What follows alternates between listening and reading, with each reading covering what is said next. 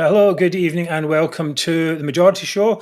This is Scotland's #1 anti-nationalist podcast. My name is Mark Devlin, and I'm here tonight with my co-hosts, Niall Fraser and David Griffiths. Hi. Hi there, guys. We're going to have a great show coming up tonight, and what are we going to be talking about?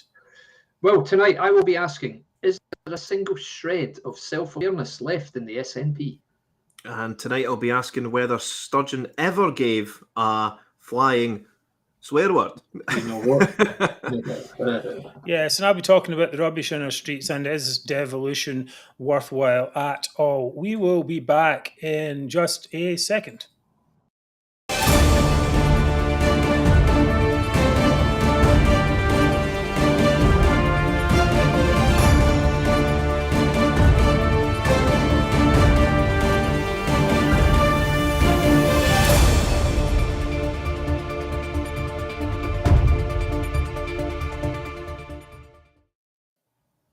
Right, welcome back. Of course, usually forget to mention that Zimmer of the Week will be at the end of the show, so please hang around. As always, we start the show with a big shout out to our donors. Thank you very much to everyone who has donated to the Majority Show to get it started, and also who helped us recently. We raised over £400 for new sound equipment, and it's going pretty well. I think the sounds good, as it were. So thank you all for that. Yes, and if you'd like to support the show, please do donate at the website or the link in the description below.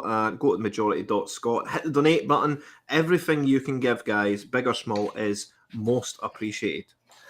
Indeed it is. And we'd also like to thank our friends at UK Union Voice and at United Against Separation for supporting the show by letting us broadcast directly to their Facebook pages, from which I know many of you are watching. Yes, and you can also watch on YouTube, where you can subscribe and get alerts. We would really like you to subscribe on YouTube, because the more subscribers we get, the more exposure this show will get as well. So if you'd like to do that, that would be great. Just reiterate that point there. The least you can do is click that subscribe button, guys. Please do like, share, and comment. Tell your friends and extend our reach at the click of a button, guys. Yep. Coming up, Niall will be discussing Sturgeon's reign of hatred. Did you put that in there? And David will be talking about Sturgeon also, and what a disaster she's been. This, which is, of course, a common topic on this show. And I'll be asking, what is the point of devolution if we cannot get our bins emptied? Look forward to talking with you in a second.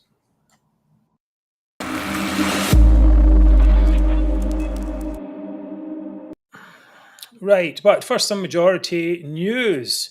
We finally got our shop working. So if you would like an amazing Resign Sturgeon t-shirt or mug or a Majority t-shirt, then please go to our website and you can see these amazing items for sale right here. Here is Resign Sturgeon. You can get it in a variety of colours. Look at that.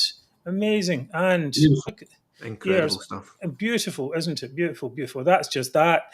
And we've already been selling some of these Resign Sturgeon mugs. Really awesome. You can, every morning you can get up and get that feeling right there, you know, as you sip from this mug of Resign Sturgeon and sipping the tears of nationalists in there. That's what we're doing. Okay, so anyway, small profit we make from each one of those will help us grow. We're adding new products every week. So please keep checking and see what we have got. Now, we have a new thing here. As you know, Mary handles all the comments, so we thought we'd bring her in to a little bit earlier from now on, give us a quick update. Hi, Mary, where are you? Hello, there you are. Good evening, everyone. Right, okay. And what have you got for us tonight? Okay, well, as our regular viewers will know, we have always been reporting on the Scottish Government's culpability during the COVID pandemic. We've been doing that since we started. We've been talking about the negligence, the blunders and cover-ups, and asking who will be held responsible. So it's a bit of a relief today to read that Nicola Sturgeon and Jean Freeman will be scrutinised and held to account by a UK government independent COVID inquiry. Yeah. The inquiry will look at whether an early outbreak of COVID at an IKE conference in Edinburgh in February 2020, where there was one case actually caused 38 infections. And this was before the first case of COVID had been reported in Scotland. So, and that case was reported in early March of 2020. So the question has always been, was this hushed up? Nicola Sturgeon said at the time that it wasn't reported due to patient confidentiality, but I doubt many people would have believed that. And perhaps even more importantly, though, at least to the thousands of grieving families, the inquiry will also explore the Scottish Government's suspected transferring of hundreds of untested elderly patients into care homes at the beginning of the pandemic, which caused the deaths of thousands of those residents. I think there was over 4,000 died due to COVID in care homes, and nearly 2,000 of those were in the first 3 months. So we are still demanding answers to these questions. The inquiry won't actually take place until next summer, but we'll be keeping an eye on it and we'll be reporting as we go, as any news comes up. Very good. Thanks for that. Okay, I think thanks for that. actually, sorry, I just think that's the most important story in Scotland at the moment. There is no more important story, guys. Remember at the start of the pandemic, we were supposed to have a ring of steel around the elderly. They were the most at risk. Absolutely. And what does the Scottish Government do? Well, we know what they did. They put COVID positive patients in care homes, resulting in this. So, inquiry's overdue. Absolutely right. I'm so pleased it's an independent inquiry being managed by the UK government, and it won't just be the usual put-up job by one of our own cabinet ministers. So I think hopefully it's got some teeth, and hopefully it will ask the really, really searching questions, and hopefully they won't accept I have no recollection of that, or I don't remember, for 3 hours like she did last time. Absolutely. Good point, David. Yeah, I think it's good stuff. Mary, we'll leave you to get on with the comments. You want to say something about that? Yes. So with your comments, if you could please keep them short, they're much more likely to go up on the screen, so we're not hiding everybody's faces. So please keep them short. They're always great. So thank you very much. All right. Coming up, we'll see you a bit later then. Okay. Coming up, what have we got? David asks, is Nicola asleep at the wheel? And indeed, is she even in the car?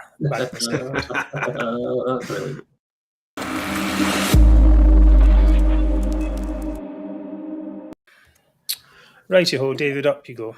Okay. So tonight I present more evidence of Nicola Sturgeon losing her touch and asking, what does it mean? Where is this going to take us? So earlier this summer, we all watched as Ian Blackford came very close to losing his job when he stuck up for an SNP MP who had been found guilty of sexual assault. Quite incredible. But not to be outdone, as if this wasn't bad enough, as if one party leader in one legislature sticking up for dodgy people wasn't bad enough, Nicola Sturgeon had responded to Blackford's blunder in her classic hold my beer fashion. So, as we know, she's always to be seen tottering around Holyrood unsteadily and rather unconvincingly, I'd have to say, in high heels. Not content with that, she revealed in a Vogue interview, Vogue of all publications, that she wears Jimmy Choos. Now, for those of you who don't know, Jimmy Choos are absurdly overpriced fashion items, beloved of the rich and the famous, and they genuinely, a pair can cost more than the equivalent of a year's salary for some SNP voters. I mean, it's quite incredible that she would have the lack of self-awareness, as I said, to let that be known, but she did.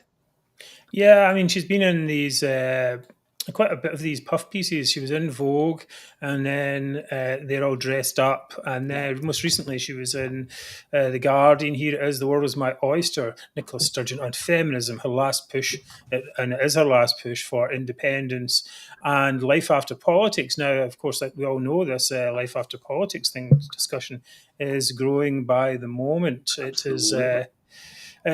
Quite something, but it seems here's so I get the picture. There she is, there, dressed up and I think we're how regal does she look, Mark? Yeah, she looks absolutely resplendent there. Well, I mean, that's what tens of thousands of dollars of photographic equipment can do for someone. Absolutely. Really, that's it.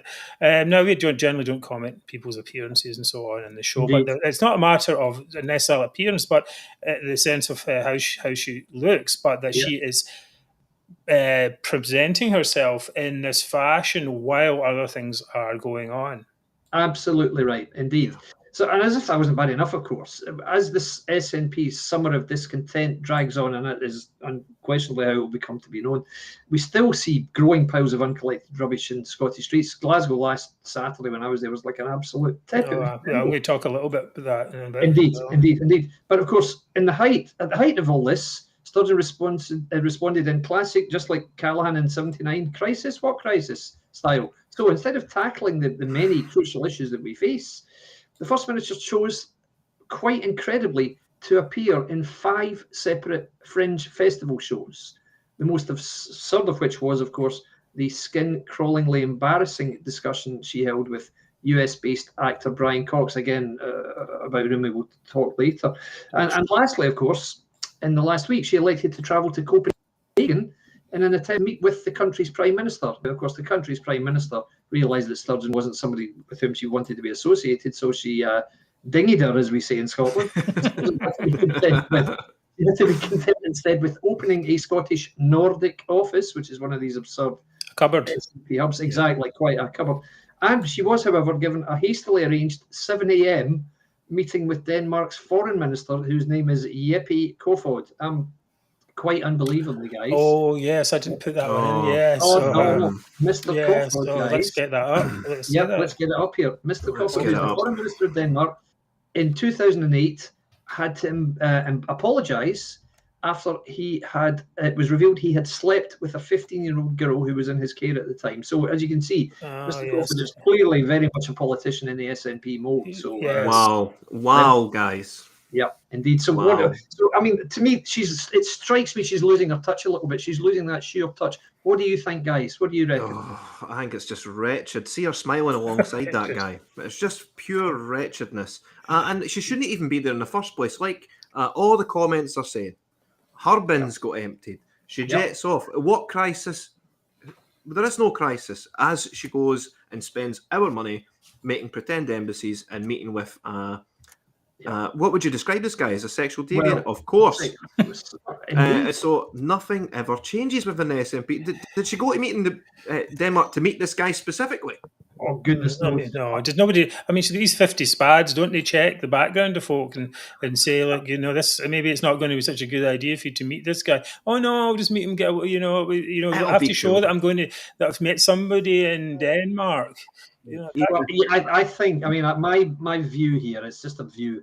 I think they're missing the sure hand of the now invisible man, Peter Murrell. I think under his stewardship, I don't think this would have happened in the past. I think they're definitely missing him, and I don't think he's massively involved, but that's a guess. I don't know. I don't have any inside info. But of course, most comically of all, just to talk about Nicola Sturgeon's many errors this summer, she emerged from the Stand Comedy Club at the Fringe last week after an event. I think this is when she was being interviewed by Graham Spears, that appalling journalist, and she was greeted by a crowd of hecklers, which is rather unusual for her. So she was quite rattled by this, and so she went to the car to try and get in it, only to be told, Nicola, that's not your car. Yeah, so I've got that clip. Here we go. We've got the clip there, yeah. Oh, how good is this? Will you apologise for damaging Scotland, Miss Sturgeon? When will you resign, Miss Sturgeon? Your car's over here, by the way. When will you resign, Miss Sturgeon? Will you apologise for failing Scotland? No, she won't. Didn't like that one.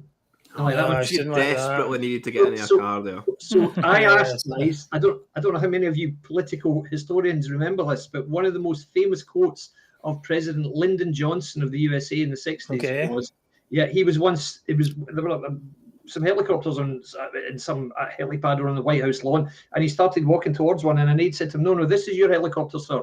And he replied, "Son, they are all my helicopters." So that was his answer. Yes. So I just wondered if Sturgeon was going to pull that one last week. They're all Well, I my think the thing is, it strikes me as a little bit strange is when did the Fringe become this political love fest? Yeah, quite. We had Ian Dale, which we talked about last week. He was talking with Sturgeon, all softball questions, friendly audience, all this half a friendly audience, I should say, and then we had she was on this thing with Brian Cox, which we'll go into a bit more detail later.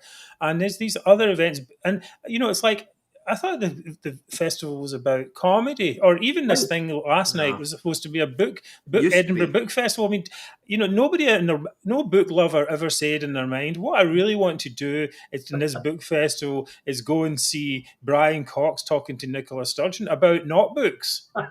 Quite right? Independence. Yeah, so I mean, it does look to me like the pressure's getting to her. And as I say, these mistakes didn't really happen previously. But of course, I can't finish this discussion about blunders or lack of self-awareness without talking about Ian Blackford again, who deserves surely the award for ironic gaffe of the year after he made a visit this week to, of all places, a Kilmarnock pie bakery. I have to say, that Browning's Bakery, there is no pie like a Kelly pie. I'll tell you that right now. I really do love their pies, but clearly the cost of living crisis hasn't affected Blackford's pie.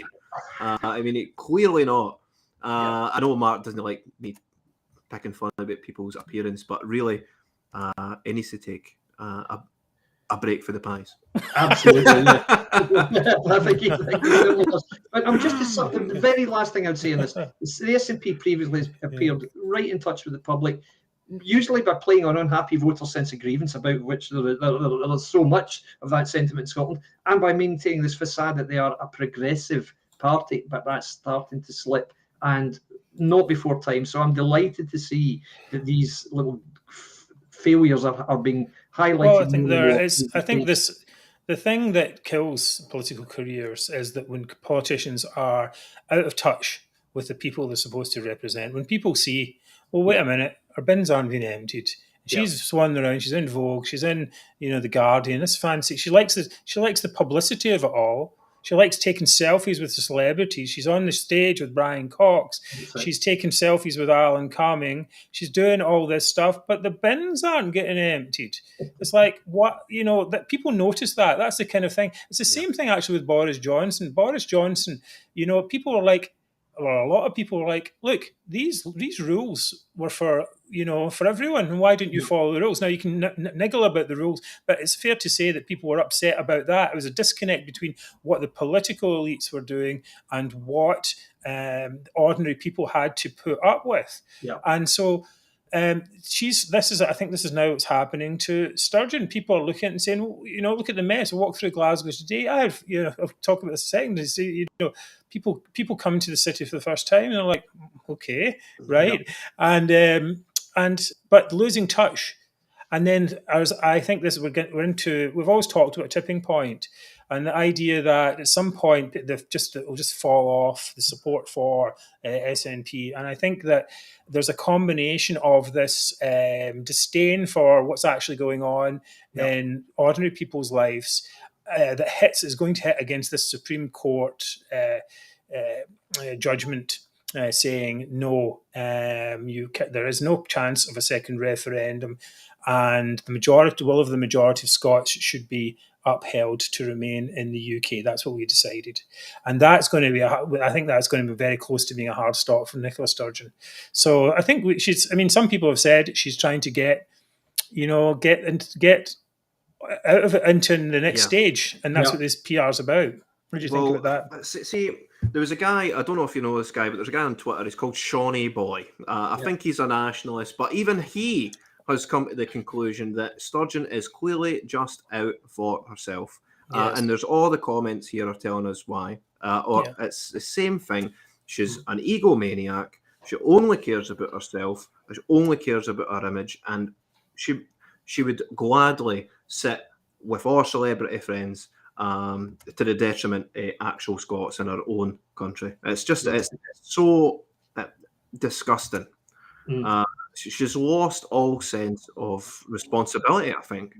Yeah, I mean, she's always been. I feel that she's always been too good for us, right? Or at least lately, in these later years, she's been too good. She's too good to talk to journalists. Talks down at them. She's condescending. She's too good to do her day job. She's just she should move on and get that cushy job. And we don't deserve her. We don't deserve her. We don't. You know, it's like she's not deserved, and she can go on to her cushy job with some global organisation and get paid a lot for flying around, pontificating about whatever subject is the woke subject of the moment, and whatever, good for her. But as long as we're left, well, in fact, it's not good for. Not it's not actually good for her, because we're left to pick up the pieces. That's true. But I mean, you're right in what you say, because the thing about people who think, I'm too good for this, I deserve something better, I should go somewhere else, eventually someone will call their bluff and say, you know what, if that's what you feel, you go right ahead. And it's like voting with her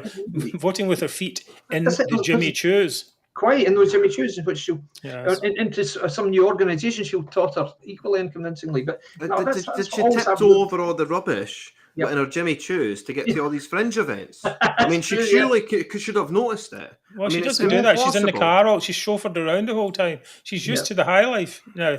That's the thing. She's used to that, and she wants more of it. It's pretty obvious. And you wouldn't do those type of interviews in this type of cost of living crisis. Come on, it's no good. It's no good. And I think one of those is an image that goes around of her a lot. It's talking to the homeless in their high heels and stuff like that. And it's just right. I don't think so. How does that look, honestly? That was a good chat, gentlemen. Next up, let me see, get my notes here. I'm going to be talking more about the rubbish. Oh my God, it never ends. It never ends. All of the rubbish.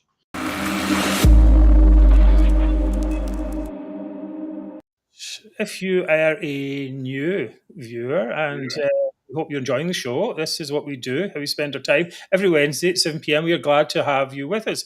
And as you saw earlier, Mary's behind the scenes doing all the chat, and we are ready for the next segment, which is all about my pal. My pal came up in the bus this morning. Don't lie, Mark. You don't have any friends. What's going on? I've one. You wouldn't.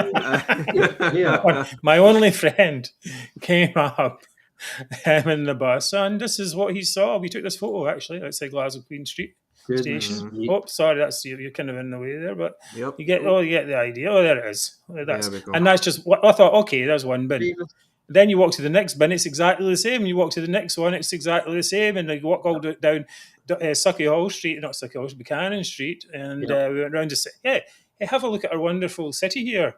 One friend of mine, and you're like, well, everything's trash everywhere. Anyway, where have we got? Where does this go in this?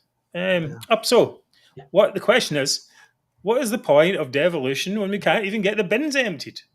Right, up until recently, devolution settlement was not able to be challenged. In fact, when Boris said that devolution was a disaster, got a wee picture of that here.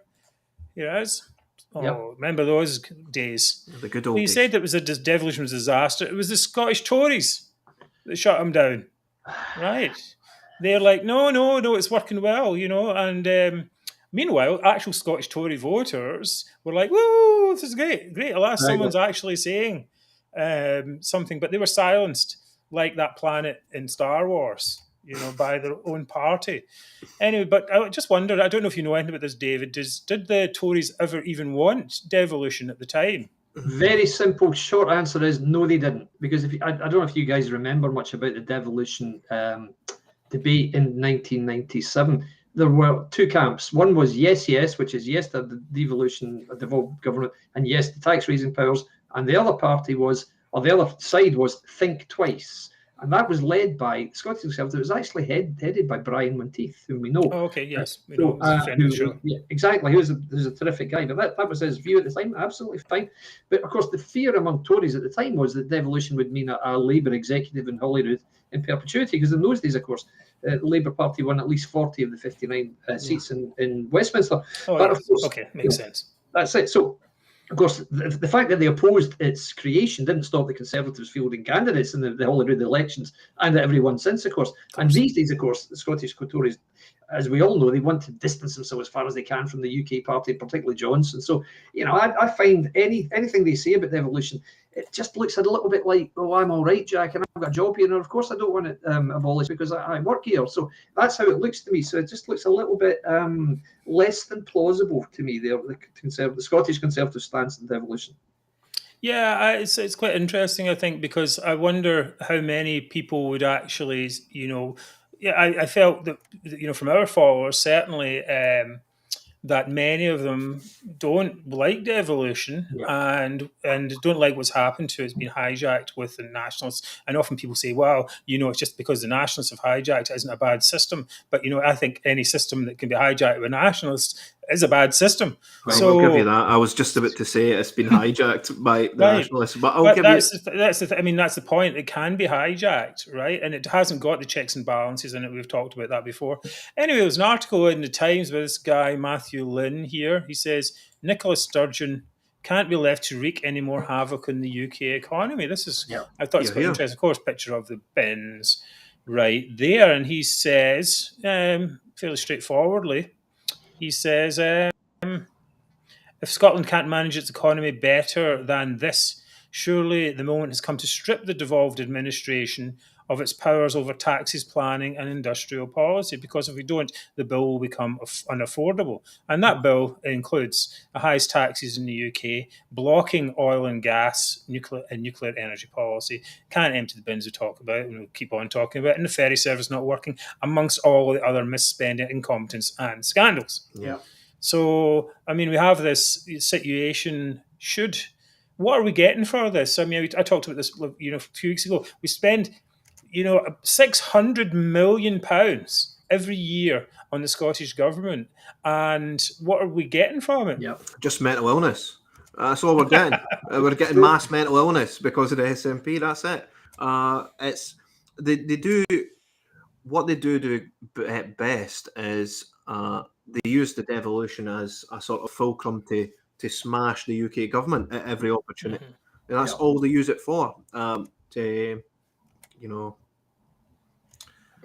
It's quite true. Look, in terms of things not working, Scotland schools are going to be on strike next week. So what impact is that going to have on parents who don't normally have to get childcare when it's term time? So just everything is just being badly done. And not only badly done, they're so joyless about it. Like, I don't know if you saw today, ScotRail saying, well, actually, the temporary blanket ban on alcohol, which the SNP government imposed, has now been extended. So ScotRail indefinitely. Exactly. Yeah. They've said it used to be, between 9 p.m. and 10 a.m. you can't drink alcohol. That's fine. Antisocial, that's fine. But there's no reason why you couldn't do it, say, at lunchtime. But no, when I come to the SNP, no, we can't. No, it's against the wishes actually of the ScotRail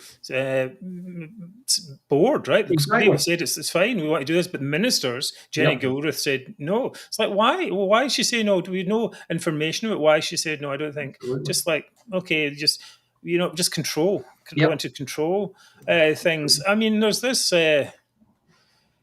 This idea, I think what's happening in this article was basically, well, why can't we roll back powers that aren't working? It doesn't actually, devolution isn't set in stone. In fact, we've given more powers at times, for example, notably the vow, which should never have been given, but you can take them back. Because, for example, a big example, I think, is taxes, right?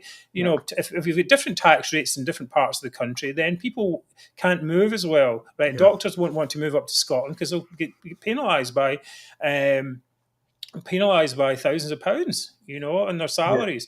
Yeah. And so how that's just one example. And I think the UK government should use a keyword, I think, should be harmonisation, and say, look, you can deal with some things. If you can't actually deal with emptying the bins, then why should we give you this tax varying power? Or, why should we give you it? Why should you have it at all, right? Or start trading these things a bit more and saying, this isn't set in stone. This is a fluid arrangement, because I don't think. It also has to be done in the sense where we feel that they're not scared of the nationalists, and there's been too much fear of it'll prompt a backlash and all this. It's like, I think people like us and our followers in the majority are desperate for something to be done. Intervention. That's Absolutely. it. Yeah. And it has to happen. A lot of great comments coming in. Heavenly Malbec put it in a way that I couldn't. It's not in their interest to make a success out of devolution, guys. Absolutely This right. is the most important point. It's not in their interest. So this is what I'm saying. They'll use it as a battering ram against Westminster, against them. Yeah. It's so sad. Well, I mean, earlier on, I was talking about the Tories, you know, whether the Tories were for it or against it, or whatever. You know, they didn't want it, as you said, David, and the SNP don't actually want it. Who actually wants it? Labour were the only people who really wanted it at that time. And it's proven that didn't work. The constitution meddling has been a disaster. You know, I mean, if it was another area in the UK, if it was Cornwall, right, say it is one parliament, right, and they were like always going on about, you know, we want to break away from the rest of the country and all this nonsense and misspending and all that. People in Scotland would be like, get your act together. You know what I mean? That's the way it would be. So I think, I think this maybe is the beginning of a thing. The thing we have to be careful though, it doesn't become like a purely economic argument. Like the guy says, all right, Scotland is full of resources and the whole of the UK should benefit from that. Well, nationalists are like, well, you're just trying to steal our resources type thing. But actually, you know, it's not Scottish resources; they're UK resources, and it wasn't it's our oil. It wasn't never Scotland's oil. It was the UK's oil. And this is the thing that has to be impressed in people all the time. That's, you know, these resources are for the entire UK and for use across the entire UK, not to be hoarded, you know, for your greedy nationalist project. Quite right indeed. I mean, some of the comments here again, terrific. Talking about devolution not working in Wales and Northern Ireland either. Yep, exactly. That's a good point. Well, actually, we have this one. This is the thing. There was an article here. Tom Harris wrote, devolution has unleashed a vile tsunami of anti-English hatred.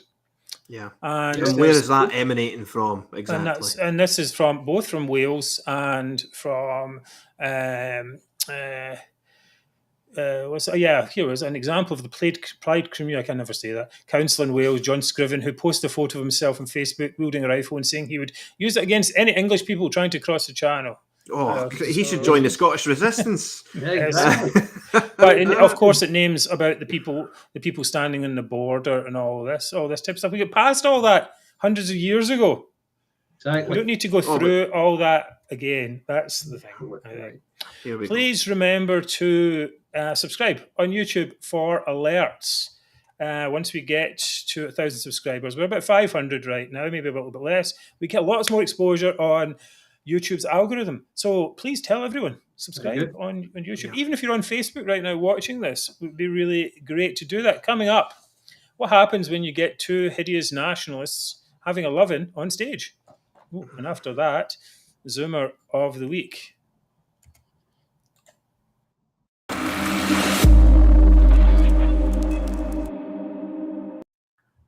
Right, so it's the bit that everyone's been waiting on, guys. We're talking about Brian Cox. And, you know, you may have noticed that the Fringe is on. And it used to be a once great festival, but now it's reduced to washed-up actors fawning over Sturgeon. Brian Cox banging the drum of independence alongside Sturgeon is what is like. It's like watching Burke and Hare plan a murder, guys. That's what it's like. Brian Cox, he wants Scots to feel more confident. Well, I can confidently say that both Brian Cox and Nicola Sturgeon are both clowns of the highest order, the highest degree. You guys must have been face palming about with these clips with actor Brian Cox acting as if Indie Scotland would be anything more than a pile of rubble. Clip, please, if you have it. Okay, here we go. Okay, this is the first one. I realized that there was no social democracy was missing, and the only place that social democracy seemed to be present was back in my home country. So I thought, I've got to go. I've got to shift. I can't hang around with this anymore because we're on a hiding to nothing. It's always going to be the same stopping game endlessly. And my country has to be free. What country? We have to be free. We have to be our own person. Because it's become so obviously, anybody who comes here sees the difference between the North and the South. It's so evident now. Right, and Scotland has never been more... Pause it there for a second. do you feel free, guys? Ladies, I mean, they've imposed draconian language laws, hate crime laws on us, guys. We can't say things. Do you feel free? Well, I don't think Halford are we knows in any. the comments. Are we that much less free? I think that's really the point. That much less free than anywhere else. I don't think any person watching this show feels any less free. In fact, putting a wall, a hard border up, would make us feel much less free, right? Indeed. Yeah. So this idea, people coming from the north and the south are different. I wonder if he talks in a second about his friends, his actor friends or his production friends coming to Dundee, and he says, that they love it and all that. Fine, everyone loves the place as a tourist, but if they went to in the Lake District, right? What's the difference there, right? Or we went to some of the sites, millions to England and Wales. It's full of great scenery, Anywhere like that, exactly. They're going to love them too. I can guarantee it. And there's no difference between a city in the north of England and a city in the central belt of Scotland. Yeah. What's the difference between Newcastle and Glasgow? No difference at all. Is he including Newcastle in the north? It's just utter rubbish. Is there more to this clip? There's a bit more coming. Here it comes. Here we go, guys. Right, okay, there we go. I'll find the button now. Right for it. The only thing is, I just wish the people of Scotland would have a bit more confidence. Yeah, I bet they do. A condescending prick. Yeah, exactly. And this... The thing... And that's the thing that really gets me, because, and I think it's through conditioning that we haven't got that confidence. And once we've got that confidence, we will all agree, because everybody, you just look at this bunch of, I won't say it, but this bunch that we've just been through, and this is where we should be, and we should have our own country, and it should happen now. And it shouldn't be about personalities, it should be about country first, not politics, country first. He's right about something, right? We've been conditioned.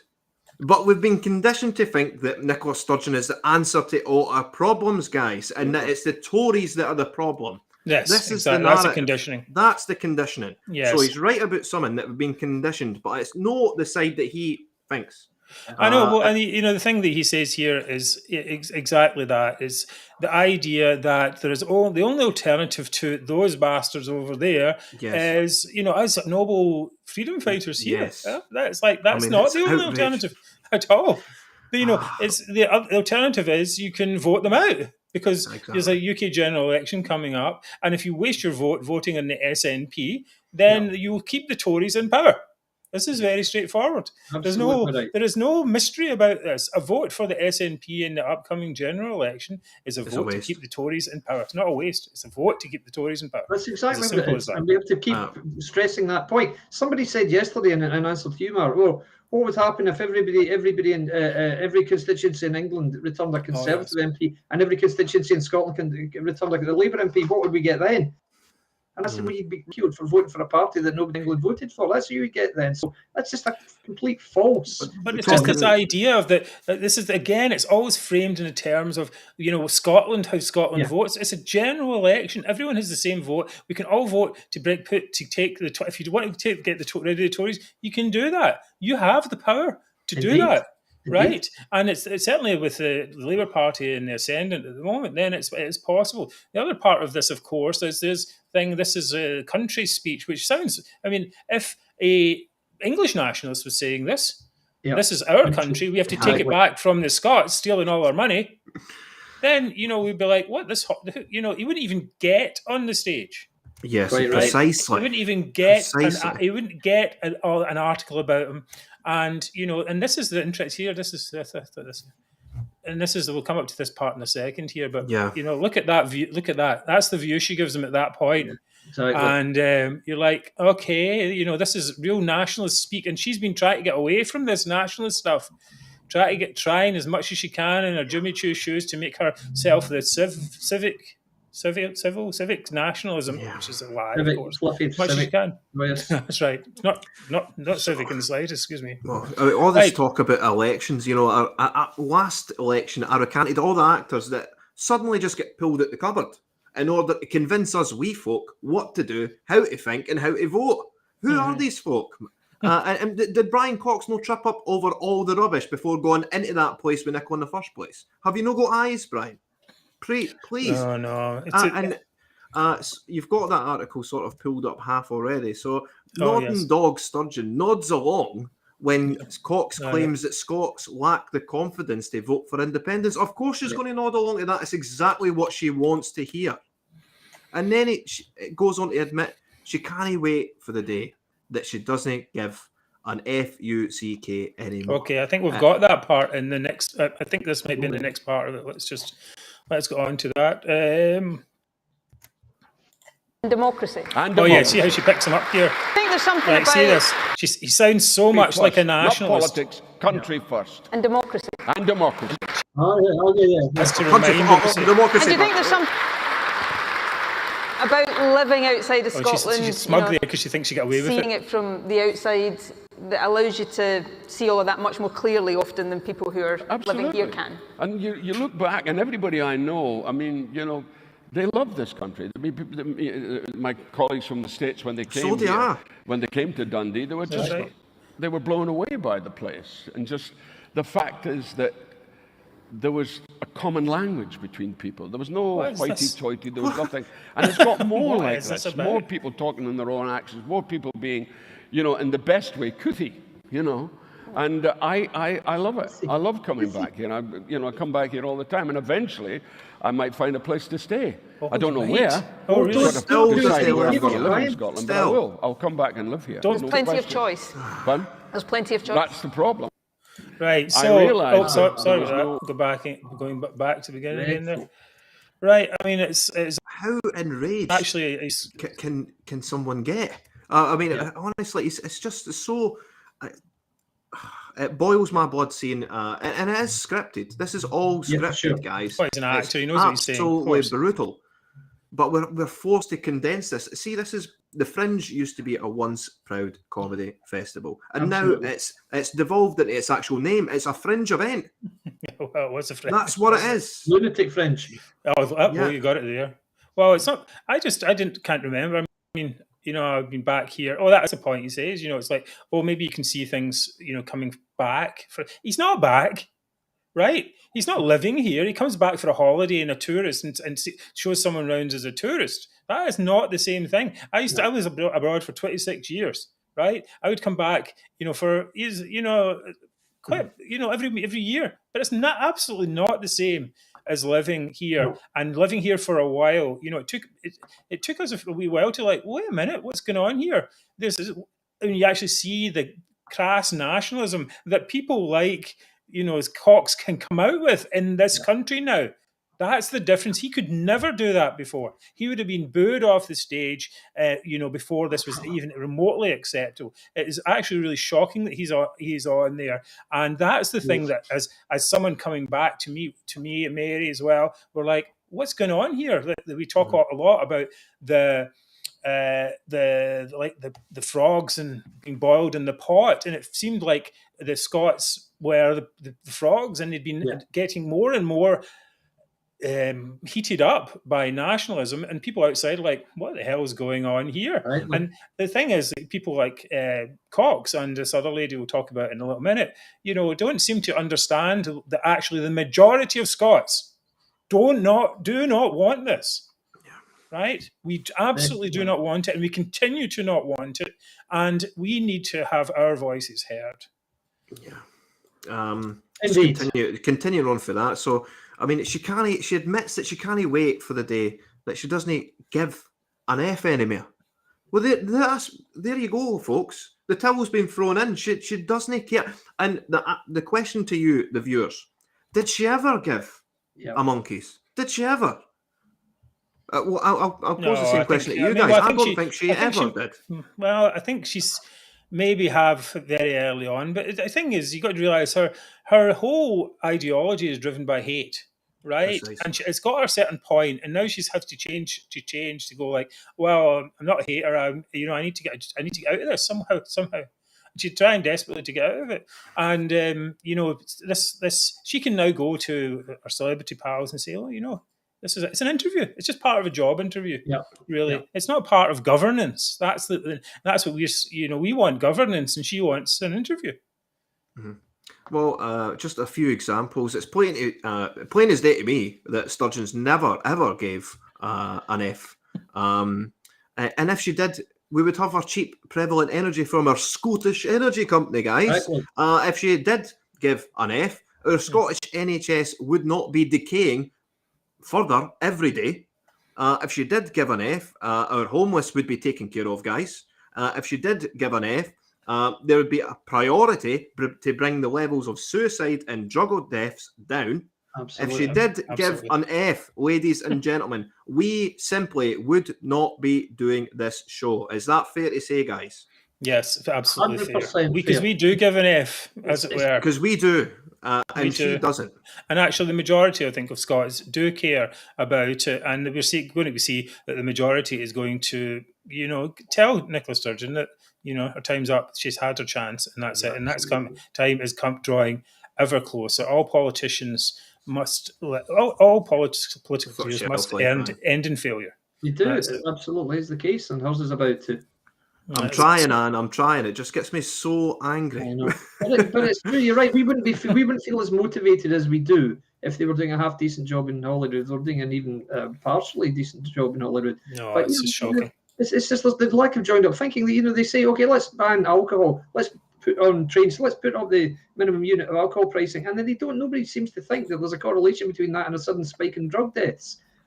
How? No. I mean, it's just basic stupidity and criminal irresponsibility. And and what gets me about the whole thing is they are so smug and self-righteous about the whole thing. I'm just going to play. There's a very short clip from Cox here claiming he's a socialist. I am a socialist. Ostensibly, I'm a socialist. Right.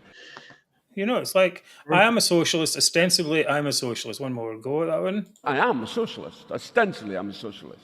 It's like, ostensibly, I'm a socialist. That again by accident.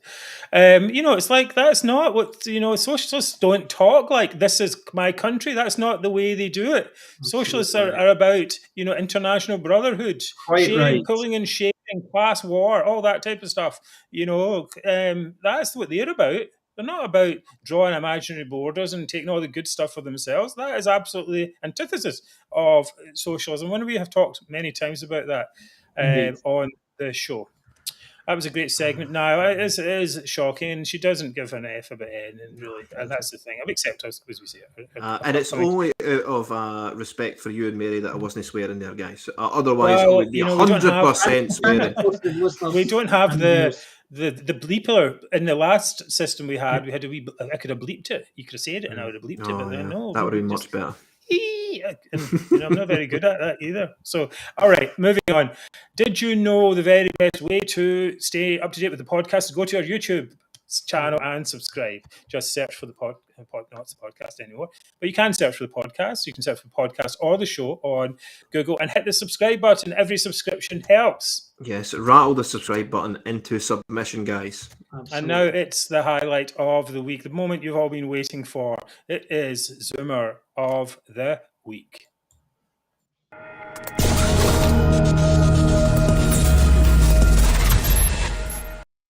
Favourite time of the week? I think I'm up first, am I, today? Yeah, you're up first, David. Oops. You lost your notes. Who is your Zoomer, David? It's me, yep, indeed. Right, Yep. So my nomination for Zoomer of this week is the SNP's Deputy First Minister and, in fact, Acting Finance Minister, John Swinney. Swinney, of course, has lengthy previous form for saying the absolutely wrong thing. You remember he deliberately misrepresented JARES figures last week, and he said that the UK's recovery from the cost of living crisis will be built on Scotland's natural resources, meaning oil and gas. And he was straight away told to shut up, as he was previously. But this week he's come out to say, in all sincerity, that there is no more money available in all of Scotland to pay any higher salaries to Scotland's striking bin men. So, as always, he's, of course, guilty of making false and totally misleading statements. We all know for a start, £20 million was included in the SNP budget for an independence referendum. It's not going to happen. He's also ignoring the wholly unnecessary and costly opening of these hubs we spoke about, like this complete waste of time over in Copenhagen, which I'm told is inside the British Embassy. What a load of absolute nonsense. And, of course, to make it even worse, he stated that the only way the SNP could possibly afford to pay striking Birmingham more money is by withholding its flagship child payment scheme. So, as we know, there are any number of things he could have chosen to say, okay, we could forgo this in order to make new spend, because with any project spend, yes, you have a finite pot, but it's not for him to say that only the child payment scheme would have to suffer. Now, there's an increasing speculation, as we've said, that Sturgeon may not be in charge for much longer. Mary said that the UK government, thank goodness, is going to investigate her role and Freeman's role in the care home deaths, and that probably explains why Sturgeon is polishing her CV. Hopefully, she will step down sooner rather than later and pass the reins to John Swinney, because this serial failure, taking charge of the SNP for the second time, would, I guarantee you, finish the idea of independence for good, because the man is utterly incompetent. And that's why my nomination for this week is the hapless and utterly useless John Swinney.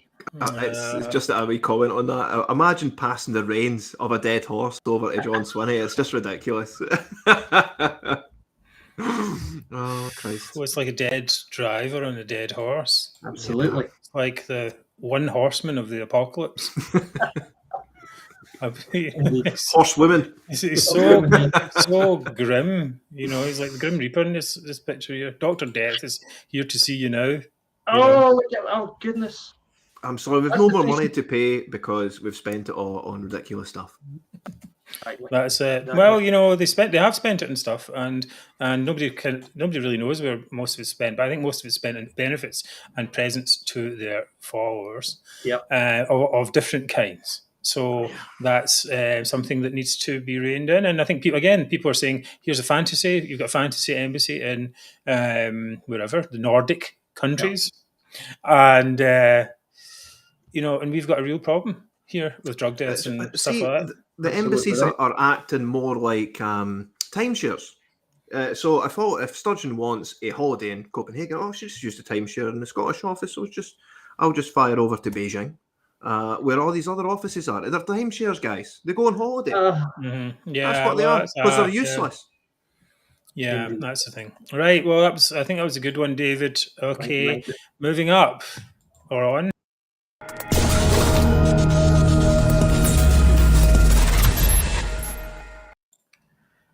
Okay, so my Zoomer of the week is this lady who's a CNN correspondent from Bosnia. Her name is Ika Ferrer Gotic, according to David, who has helped me with the spelling. This is her here.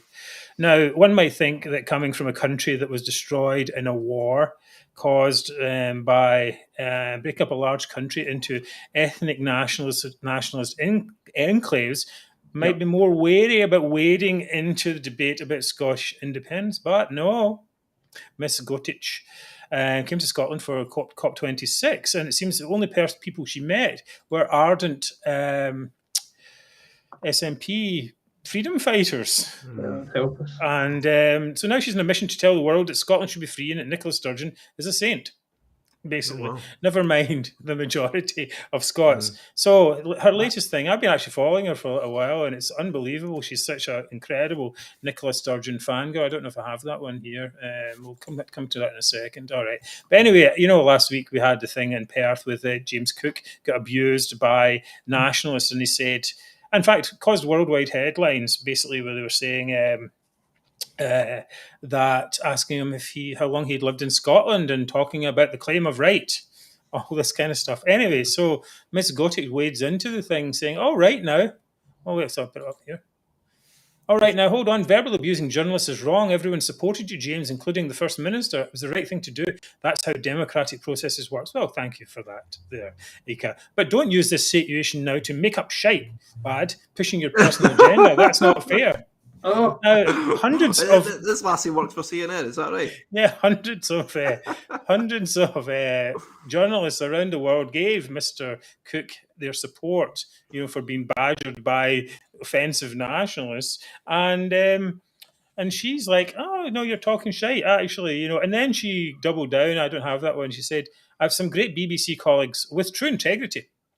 I wouldn't really put everyone in the same basket, but I will call people on their BS." Right.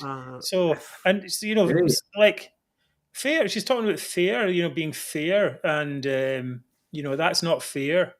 And calling a journalist, claim of right, a traitor, actually, and questioning whether they're Scottish or not, is shocking. But then it goes on. I'll try and get through this quicker. She wrote an article in the National, basically saying, really? yeah, here. UK media image of Nicola Sturgeon opposite to abroad. CNN anchor says. There She is must there. have taken over right as Brian Stelter left. Oh. That's all I'm saying. CNN does. Well, she's just. I think it's just an affiliate somewhere. She's getting a lot of what's it called, mileage out of the CNN thing, certainly. But in this article, it's actually incredible. She wrote this. The international media looks at Nicola Sturgeon not as somebody who's dividing Scotland, but as a woman leader in Europe. This is how people see her. And later, everyone should be proud of her because she's the First Minister for all Scots, even those who don't vote for her. If they only knew how well she's doing in the international media, maybe they could be proud because she really is. Oh, wow. Hey, Ika. Thanks for that. We'll be sending, if we win this, then we'll be sending this you a good Scottish word, boke. Aye. I fully expect Mrs. Gotich will be, our next CNN appearance, will be wearing blue face paint and crying, freedom! When she goes back to her war-ravaged country that's still recovering 20, 30 years later from ethnic conflict she might like to happen here. Yeah, quite. She is my Zoomer. Very good choice. Moving on.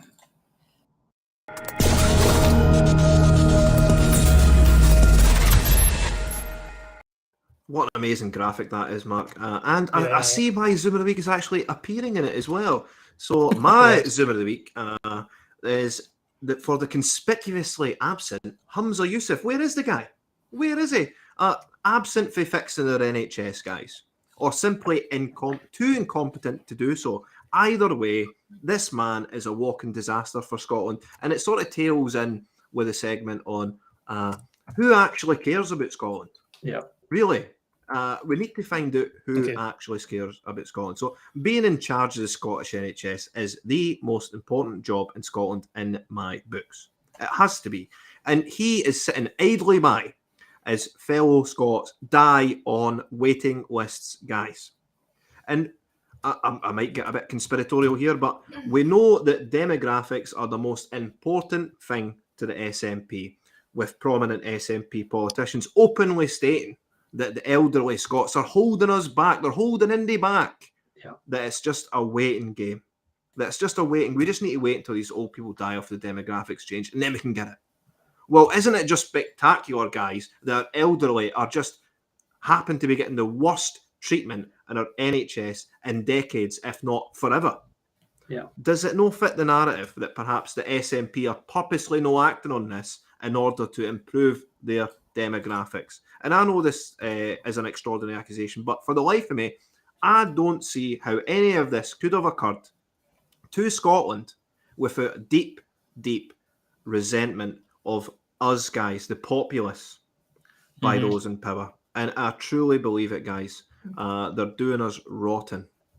100% now. Yeah, it's a shock. It's just asleep at the wheel, excuse me, not even in the car, as we said earlier. Excuse me, sorry. Right, okay, so we're actually going to bring in Mary to make a choice this time. Hello, Mary, there. Can you sit in the middle a little bit more? Yes. There you go. Yeah, we go, Mary. There you go, they can see your face. All right, so, yeah, come on. Vote for mine. Vote for me. Vote for me. Gifts would have been appreciated. I see. Okay. I think it's a really difficult one tonight, guys, because all three definitely deserve the title. But I think I'm going to go with John Swinney. Yes! I think I speak for a lot of people when I say it is so sickening that we're getting all these strikes, and John Swinney has the gall to say that we don't have any money when so much money is being wasted in so many different areas in Scotland. Fair point. Here. Yeah, that's it. Right. Okay. Thanks for that. Okay. Wait a minute. You got. Okay. I thought you were going to talk about the chats. Is that further down? Well, there's been absolutely a mammoth amount of comments, guys today. Thanks so much for all your comments. Yeah. I do believe we've got the best viewers in the country. Absolutely. Yes, and I think there may have been a comment there about, not enough viewers. We have hundreds of viewers in this show across multiple channels. So if you are watching this on Twitter, or you might only see, okay, there is, so many views on it, but we've also got it out on 3 Facebook channels, 4 Facebook channels actually, with hundreds of thousands of followers, and also with on YouTube as well, where our numbers are increasing every day. We will be back for another show next Wednesday, September the 7th, at our usual time of 7 p.m. I'd like to thank the donors and everyone watching from UK Union Voice, as we mentioned, United Against Separation, and the other Facebook pages that support us. So, guys, as the show ends, if you can do 2 things, find The Majority Show on Google and also subscribe to the YouTube channel, and you will never miss an episode. Yep, and please do, if you can, we know we're in the midst of a cost of living crisis, guys, but if you are in a position to make a donation, please do, so we can collectively destroy the Pretender Ref. And I see some good comments coming in. There was one, is Sarah Jane Davidson, is this just a home buddy chat, or can you involve us in some way? So we might look at trying to involve the viewers in some way. That's a really great idea. And thanks again for all your chats, guys. And I think that is quite good. I've been considering doing some kind of phone-in show. It's technologically quite tricky, yes, but I think it could be actually quite fun, challenging. But the more money that gets donated to us, the faster we can grow. The more arms and legs and tentacles we can grow, and we'll get bigger and bigger and bigger. Right, I'll leave you with the thought of the week. You don't have to be a Tory to be against nationalism. You don't have to be Labour. You don't have to be a Lib Dem. You don't have to be anything. You just need to know that divisive, greedy and incompetent nationalism is a cancer on Scotland. So, here. And thanks for watching. We'll see you again next week. Good night for me. Everyone. Good night. Have a great week. See you later, everyone.